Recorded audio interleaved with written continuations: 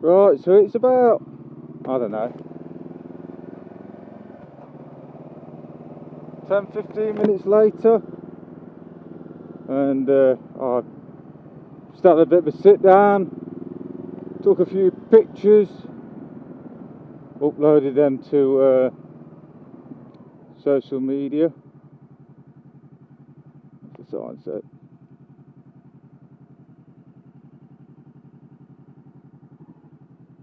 Okay, nothing to do with me.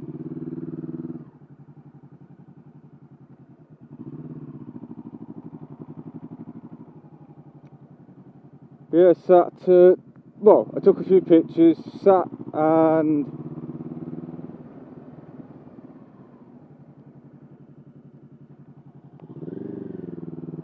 edited one slightly, just to put a bit more emphasis on the background, and then just put it on social media, which, if you don't follow me, you should. By far the most active place is Instagram for me, because, well, it's just literally mostly full of bikes and bike pictures. So if you want to look at them, that is the best place to go. Just like Rigsville, I know he's always commenting on my posts, and so yeah, he's got the right idea. He follows me on Instagram. All my photos from Instagram always end up on Twitter, unless the post has more than one picture in it, and then it doesn't, but that's just because of the way that if this then that works, which is a brilliant tool, and I do actively encourage people to use it if you're sharing your photos to Twitter, because if you run and you set it up, it will post them natively, not as a link, which nothing bugs me more than going onto Twitter, seeing posts, and then seeing it's an Instagram post that's just got the link to the post. It's like, no, show it me natively. I like to look at it, even if I do follow you on Instagram.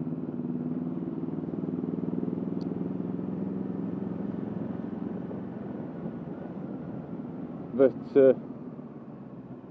yeah, and I've obviously put it in the 500X, CB500X, and the CB500 owners groups.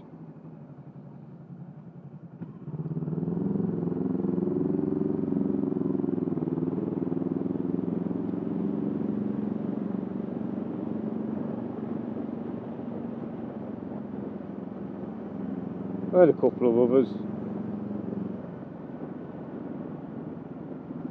But no, I mean, it's just, I think it says it's like 23 degrees.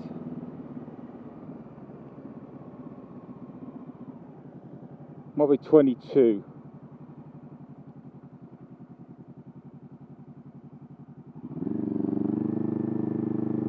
Whatever it is, it's nice. It's just right. There's little to no wind. There's no wind. There's no breeze.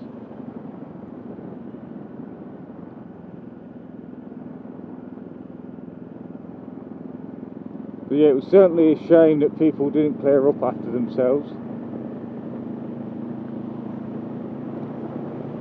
But yeah, getting into the meat of the video, and it's something that I've thought about once or twice before, but I did have the thought process earlier, and that's top boxes. Now, when I was running the Hartford as a daily, it had a top box on. It couldn't get a helmet in it, but it could get a fair amount in it. And then I did put one on the, well, I still technically have it, it's just not physically on the bike, on the 500. And I also, when I had my moped, that came with one, although I did have to buy a rack for it.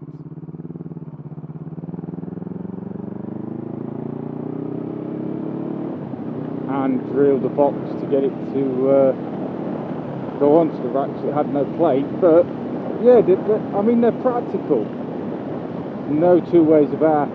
And yes, I'll admit, some bikes they really don't suit, and some bikes they don't look half bad.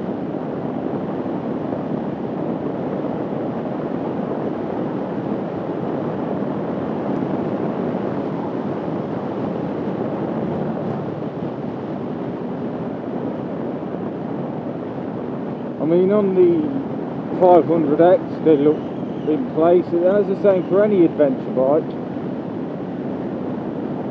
Your sports and sport tourers, some of them, well, the sports bikes they look silly, and your sports tourers, some of them they do look silly.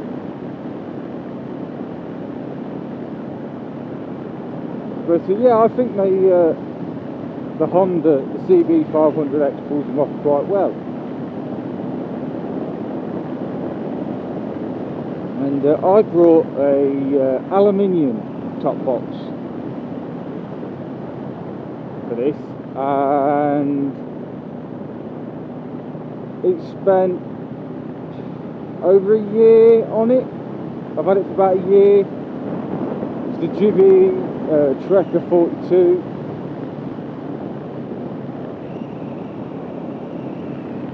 And just sort of before lockdown, I'd actually started taking it off and just having the arms and the plate on, and that's actually the actual setup that I'm running at the minute.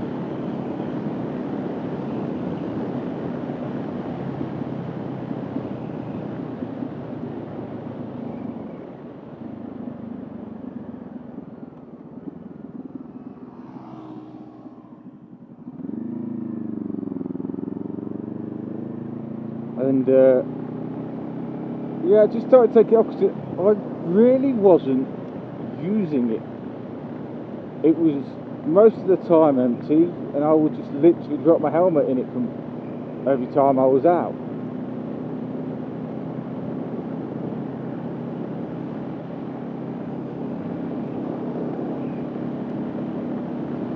Or just drop a few things in if I did go out.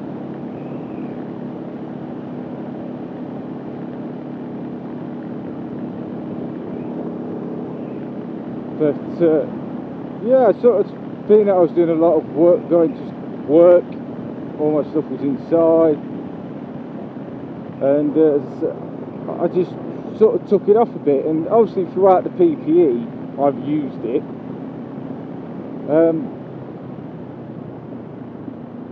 but I always like having my Krieger, my R25, although I've not got it on at the minute, mainly because it's got stuff in it for tomorrow, and I just couldn't go to unpack it. But as I say, I've got the PR50 panniers, or P50Rs, whichever way around it is, and I was given a no lights really, an Oxford T30 that's Bridgestone branded roll bag, and I'm actually, for multiple reasons, looking at going all soft luggage. One, mainly because like last year when I went to the Isle of Man, I took my top box, my panniers, and what I think would be about a 50 to 70 litre bag. And I overpacked, no two ways about it. And the other sort of reason is I've just gone off it slightly. I've started to think that it makes the bike look a bit small.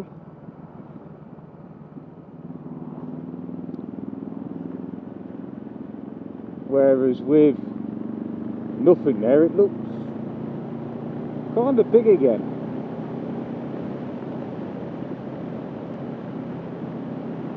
And that's just without the box on. And then the other reason is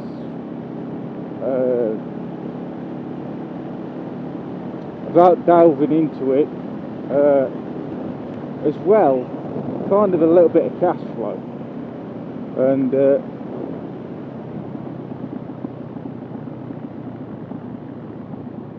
if something's not really earning its keep, then yeah, I see no harm in getting rid of it. And so they're sort of main reasons I'm touring with the idea of taking it all off. But obviously it's coming to looking at getting rid of it and just taking the stickers off and cleaning it up a bit. And obviously being that it was an aluminium box and all the winter and stuff, it's got, I don't want to say like corrosion, but like white marks on it. And I'll put some pictures in. And it made me sort of think, was that choice of box the right choice? The capacity, yeah, brilliant. The looks, yeah, aluminium boxes look good on adventure bikes.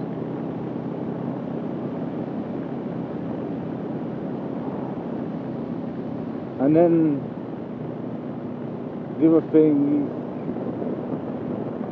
is, should I have gone plastic? Because my plastic box, the two plastic boxes I had, never looked like that. And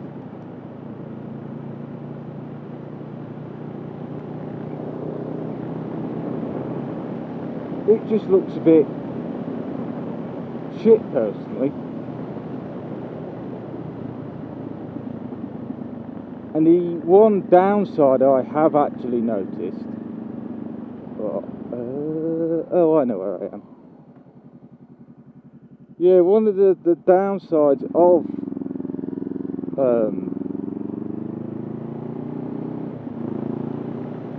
the aluminium box, the 42 is a very square box,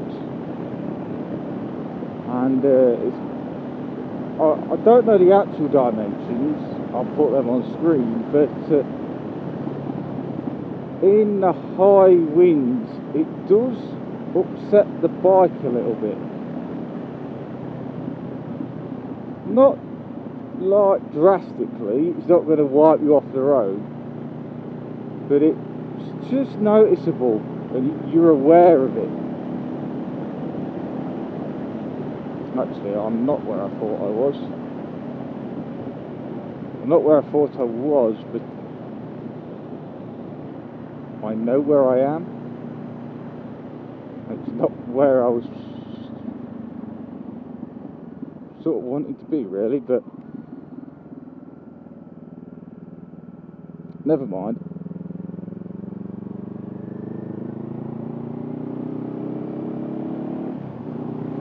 Whereas the plastic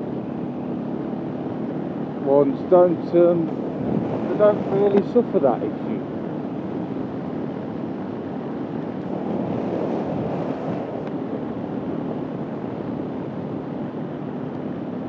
So that's it. It's just what have you found personally with them? Do you like the aluminium? Do you like or prefer the plastics?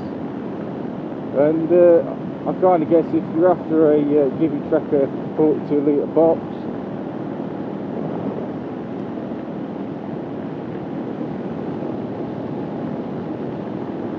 then and don't mind putting a good bit of elbow grease into it, or you want to stick some vinyls over it, then let me know. As I said, albeit through a form of a comment, social media, and you might be able to work something. As I said, they are expensive boxes. I mean, it's like a £260 top box. I should also mention I have the cargo, the little netting top. That's brilliant. That's not bad for a tenner. And although they sell you the waterproof bags, I've never had anything in the box get wet. In any of my top boxes, shall I say, even the ones where we drilled them through.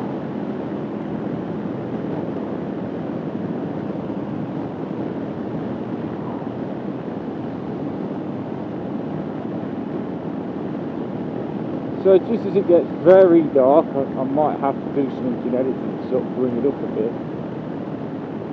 That's all for me. So take care, ride safe, and I'll see you in the next one.